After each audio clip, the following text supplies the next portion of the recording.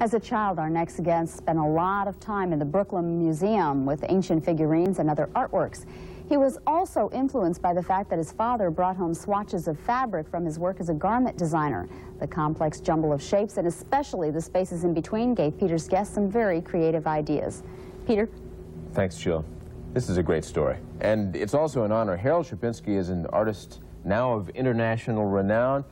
His first one-man show in America is at the Helander Gallery in Palm Beach. Gentlemen, thank you very much, Bruce Helander and Harold Shapinski. We have to tell the story first. It's a really interesting story. Bruce, first tell us, how was Harold discovered? Well, Harold was discovered by a man from India named Akumal, who happened to be visiting the United States as a lecturer, met Harold's son at a cocktail party, later on asked what his father did, found out he was a painter, asked where he showed his work. He said he didn't show his work.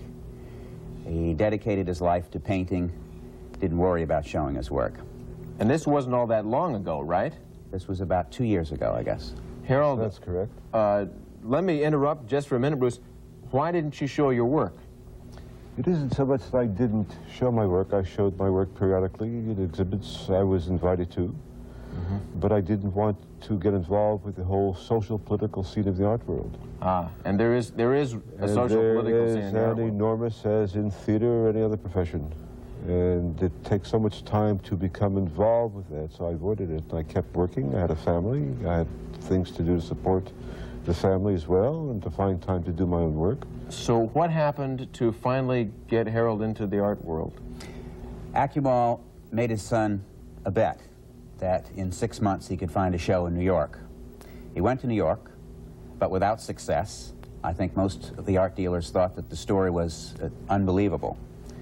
Borrowed money, flew to London, went right to the Tate Museum, showed Harold's work to Ronald Alley, the keeper of paintings, who was very impressed.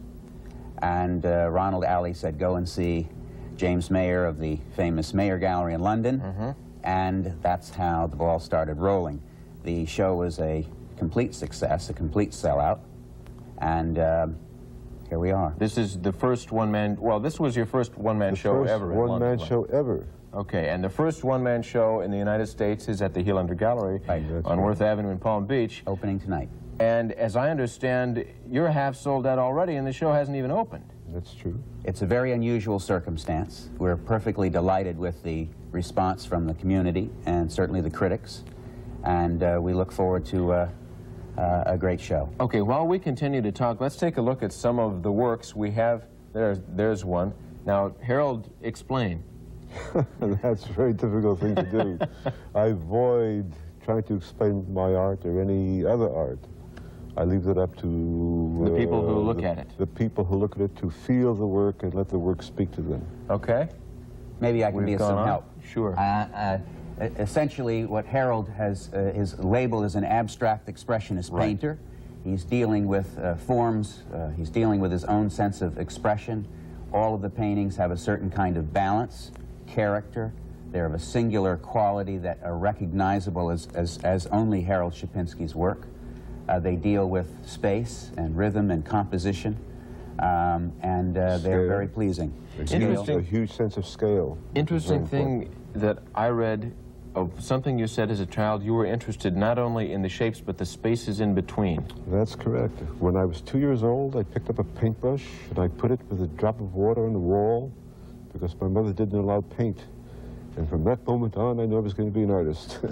It was not easy, though. I understand your family was full of musicians, and you were the only person to pick up a brush. That's very, very true. But I always knew from that moment on I was going to be an artist. I started writing when I was quite young and decided I was going to illustrate them.